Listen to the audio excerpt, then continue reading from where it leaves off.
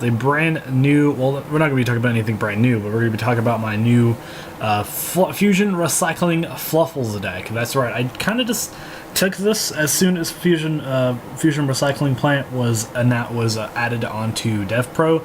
I decided to tinker around with it and see what it can do, and I feel like that this is one of the better decks for it, I think.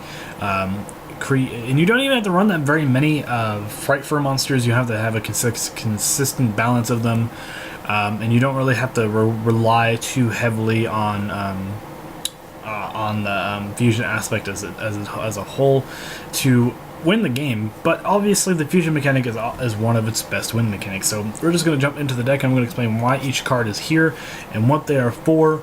So let's just jump into it. So the first two cards here, obviously we are running 2 Fluffal Dog. I didn't want to run 3. I felt 3 was a little bit too much, a little bit too cloggy, considering the fact that you can only use it once per turn. And I see it just enough at 2 to where it does what it needs to do. It adds. You mainly want to go for Edge Imp Sabres if you don't have it, or you want to go for Fluffal Penguin or Owl if you don't have it. So I think overall it's pretty good. So I just think a 2 is it's just fine. Here we have 3 Fluffal Penguin. Now this is in here for a multitude of reasons. First of all, it makes Bahamut Shark and Toadally Awesome a viable combo in this deck, which is pretty substantial and pretty game-breaking. Not to mention, it allows you to special summon a Fluffal monster from your hand, except this card, and then it can only be used once while it's face up on the field, though. But that's okay. And the second effect is basically let you draw 2 more cards and then discard a card. So it has a lot of consistency value. It helps you OTK a little bit faster. Again, it makes Totally Awesome and Bahamut Shark with the combination of like Norden, or if you just so happen to have 2 Fluffal Penguins, you can value it off even better. So Edge Imp Chain, this is the best Edge Imp monster, I think, in the game right now, because the majority of them are generically good with Edge Imp Chain. Not all the time, but the majority of the time, yeah, sure, it is. Not to mention, it's easily recyclable in this deck, so it has that going for it. One Fluffal Bear, mainly because you could just send it from your hand to the graveyard to add a toy vendor. You're really only doing that, and sometimes tributing this card, you never use the second effect of this card to tribute to Search of Polymerization, because you only run one Polymerization anyway in this deck, and I'll explain why that is. One Edge Imp Sabres, mainly because it's recyclable, obviously. 3 Fluffal Owl. Fluffal Owl is one of the better cards because it normal summons when you normal summon or special summon, it adds a Polymerization to your hand. Also, you can fusion summon a Frightfur monster from your extra deck, which is pretty good. I think that's the main draw of this card. If it costs 500 life points, you get 2 fusion summon. It's pretty good. 2 Fluffal Sheep. It's pretty good. I like Fluffal Sheep. Fluffal Octo, because you get to recycle 2 of your banished monsters and then return them to the graveyard. That's pretty good. And then you can target a Fluffal or Edge Imp monster in the graveyard and then add it to your hand as well. It recycles a lot of things. Fluffal Mouse, quite honestly, one of the best Fluffal monsters. Not the best, but one of the best Fluffal monsters in the game. Mainly because it allows you to just straight up make Wolf an OTK variant. It allows Wolf to go for so many OTKs with this card, because it's just you summon this card with either 1-for-1, or you just straight up normal summon this card, and then you just summon 2 more copies from the deck, and then you fusion summon with another Frightfur or Fluffal monster on the board using your using Edge Imp Sabre or Chain, or Edge Imp Sabre, summoning out Wolf and then OTKing your opponent, and that's pretty savvy, and I think it's really good. So 3 Fluffal Wing, mainly because this card lets you draw 2 cards out of your deck, and it combos pretty nicely with Toy Vendor, because Toy Vendor is pretty cloggy if you open it, but if you just cheat it out and you search into it, it's pretty good. 3 Instant Fusion, because you're wanting Norden, you might as well. 1-for-1, obviously, because you could bring out. You have 2 targets. You have 3 targets in this deck. You have Octo. You also have Mouse, and you also have Fluffal Wings. Turn 1, I generally like going into Fluffal Wings or Octo, but in the late game, if I draw into this, going into Mouse is much better. So, Frightfur Fusion. I shouldn't really have to explain why this is here. It's Miracle Fusion for Fluffals, and it's pretty good. One Polymerization, as I said, you're only running 1 because it's easily accessible in this deck. You can recycle it very easily. You have 2, 3, 4, 5, 6, 7, 8, 9 ways of searching it. So I feel like just running 1 or running more than 1 is a bit cloggy. So yeah, and you don't really want to play more than 1, because if you open up with 2, you're pretty sad because that could be something else.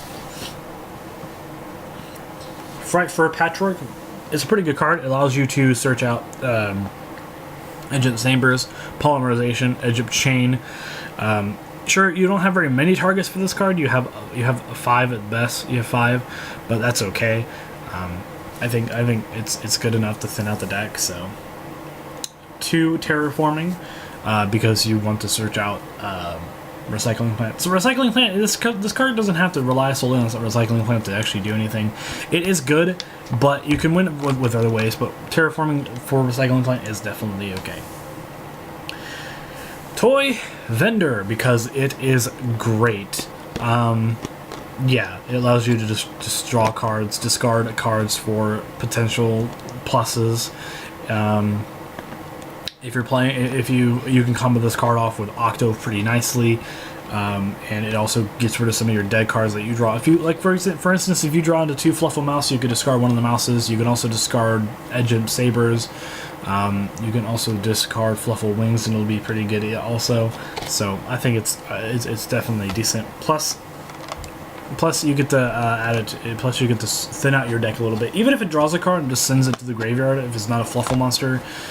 That's fine. It doesn't really matter.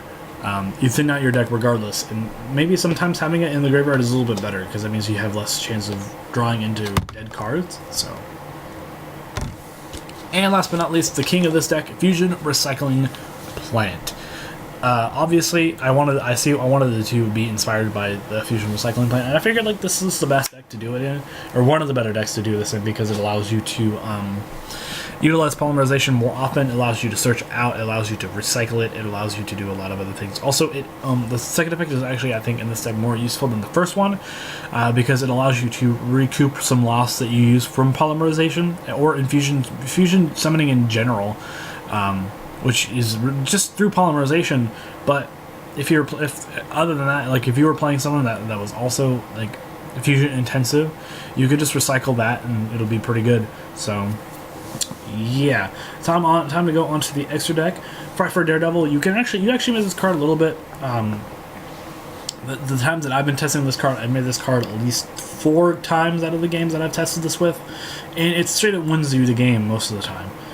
If your opponent kills it, they're taking at least 500 points of damage, and when it kills a monster by battle, even if it's in defense mode, which I think brings out the utility of the card, it allows you to burn your opponent for monsters that they're just going to sit in defense mode. This card can really ramp up and gain you a lot of value really early, or very fast, if your opponent just simply doesn't do anything about it. Sabre Tiger, mainly because it's Beals. It's Beals. That's basically what it is. Also, you get to special summon Frightfur monsters from your graveyard. That's also pretty good. 2 Kraken. I believe this is the best Frightfur monster in the game, because it has the utility of not only attacking your opponent directly twice and winning you the game because of that, and not only that, it curls up into defense mode, and then it basically just becomes a wall that your opponent has to use removal on to get around. So I think it's pretty good in that aspect. Frightfur Wolf, because it OTKs. Frightfur Tiger, because it destroys cards, and even though it's weak in the stat line, it does rack up a little bit of value over time. So 1 Frightfur Sheep. The only reason why I'm not running multiple Frightfur Sheep is because you can recycle Frightfur Sheep relatively easily, I think. and I think having 2 just leaves you with less options to do things. Sure, I could take out Castel. I might end up taking Castel for something else though. So, you know, Norden because it's good, because it's Norden. Running the Utopia package, Utopia Lightning, Utopia, you know, good stuff. And we're running the Bahamut Toadally Awesome package. And we're running Castel. I actually might take out Castel for Abyss Dweller. It really depends on how the format goes. However, in certain situations, Castel might be a little bit better than Abyss Dweller because there's not very many graveyard effects as of right now being utilized. But the reason why I want to take it out because the stat line on Abyss Dweller overall, if you're playing with Fluffal Penguin and Norden, is significantly better than what you think. Also, Abyss Dweller. I need to check this out just to make sure that I'm correct. I should have prepared for it, but I didn't. It also perpetuates other water monsters, so it makes Toadally Awesome pretty big too. It makes Bahamut Shark 3100, which is really good. It's the biggest thing. It's the biggest stat line you have in the deck, and it also makes Penguin 2100, which is also good, and it kind of helps Octo too. Octo being 1300 is okay. It can have its benefits. So, and also it makes Kraken 2700, which is good. So, I don't have a side deck for this, but knowing what I know, going into the format, I know what cards to side out for Zodiac Beasts, Metaphos, because I think Metaphos will still be a good deck after Zodiac Beasts could drop.